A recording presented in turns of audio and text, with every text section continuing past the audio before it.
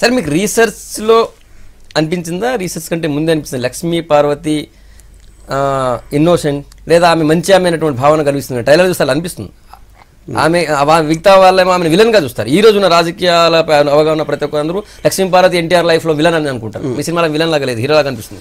ఇప్పుడు 2 పాయింట్స్ అండి. First of all నా సినిమాలో హీరో విలన్ అని లేదని, అందరూ క్యారెక్టర్స్ సిచ్యువేషన్స్లో ఆ పరిస్థితుల్లో ఏం జరిగింది, ఎవరు చేశారు, ఎవరు వెనకాల చేశారు, ఎవరు ఎజెండా ఏంటి అనేది మీ సినిమాలో తెలుస్తుంది.